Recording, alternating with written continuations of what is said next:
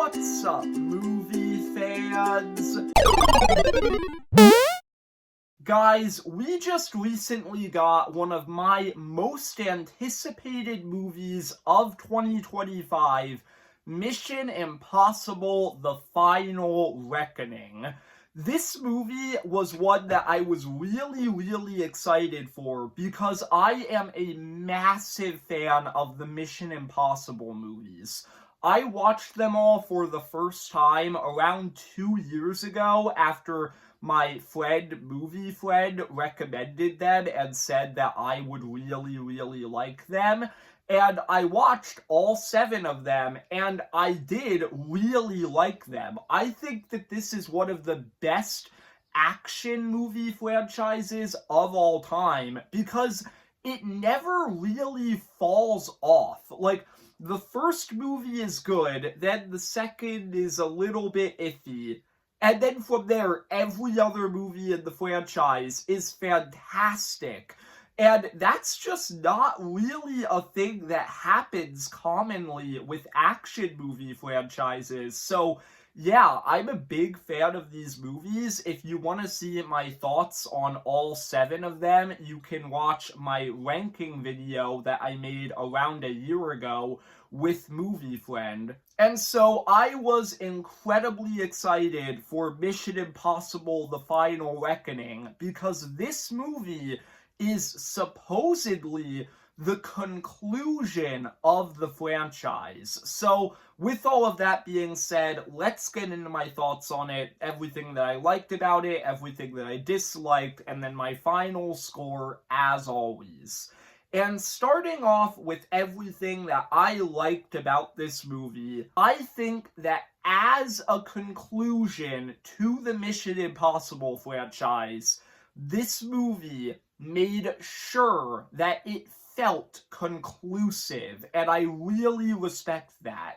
This movie has higher stakes than any other Mission Impossible movie before this point, which is saying a lot because a lot of the previous movies have incredibly high stakes. But in this movie, the entity, which is the AI from the last movie, Mission Impossible: Dead Reckoning, is threatening to take control of the world's entire nuclear arsenal and start a nuclear war. It is a world-ending stakes type film, and I thought that just made this feel very conclusive because it just feels bigger than any other movie in this franchise, and it also feels a lot more hopeless, as throughout this movie, Ethan Hunt is genuinely grappling with whether or not he will be able to stop the entity, and at certain points, you're genuinely not sure as an audience member if the entity is something that can be stopped. In general, I really liked Ethan's arc in this movie. I thought that it was super interesting as he's kind of grappling, like I said, with his legacy and how it will impact the world if he loses this conflict. There's also a lot of themes in this movie about, like, destiny and whether or not, like, your fate is written, and whether, like, everything that has happened with Ethan over the years is just a coincidence or not. And I thought that was a really interesting, complex, conclusive theme to have in this movie. So yeah, I really liked that stuff. Obviously, I love the other characters in the Mission Impossible franchise as well, and I thought that they were all really fun in this movie. Grace was a standout character who was introduced in Dead Reckoning, played by Haley Atwell, and I really liked her in this movie. She was kind of Ethan's protege in the last movie, who joined the team at the end of the film, and in this movie, she's still kind of getting the hang of being an IMF agent, and I thought that was a lot lot of fun. Benji, played by Simon Pegg, is just one of my favorite characters in this franchise. He's always a ton of fun, and I thought that he was fun in this movie. The character introduced in the last movie, played by Pom Klementieff, I can't remember her character's name, but I thought that she was an interesting character in the last movie since she was a villain who kind of started to have second thoughts at the end of the movie after Ethan spared her life. And in this movie, she becomes a full-on member of his team. And I thought that that was actually a really cool development for her character. Luther has been the only other character besides Ethan who has appeared in every one of these movies. And Luther is just such a lovable best friend to Ethan Hunt throughout this entire franchise. And in this movie, the two of them just have more of a bond than Ethan has with any other member of his team, which makes sense. They should. They've been friends the longest, and as a result, I just really liked what they did with the two of them in this movie, and I thought that there were actually some emotional scenes involving the two of them. The villain of this movie, Gabriel, who of course returns from Dead Reckoning, I thought that he was a little bit of a goofy villain in Dead Reckoning, since he's kind of this weird dude who worships the entity as a god. And I really love Dead Reckoning, but I did think that that was a little bit of a weird element in that movie. And to be honest, it kind of is in this one too, but I don't know why, but I thought it worked for me a little bit more here. Maybe it's just because I've had like 2 years since Dead Reckoning came out to kind of digest that, but still, I thought it worked a little bit better here, and I liked that plotline. Once again, adding on to how conclusive this movie feels, this film really calls back to basically every other movie in the Mission Impossible franchise. I would not recommend watching this movie if you haven't seen the other Mission Impossible movies. Like, I think with most of the movies in this franchise, you can get away with that. They're kind of standalone stories. Not this one. You need to see the other movies to understand this one.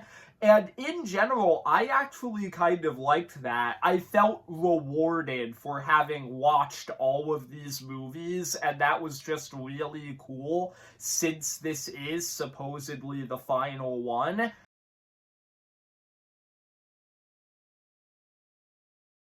And then the final thing that I have to mention in the positive section, the stunts. Obviously, the Mission Impossible franchise is known for having the most insane stunts probably in any movie ever, and this movie really goes all out. The two sequences that I liked the most in this movie were, one, there's this entire sequence where Tom Cruise goes underwater into a submarine and he's searching for this one thing that's hidden in there, and I thought that that entire sequence was very fun and very tense.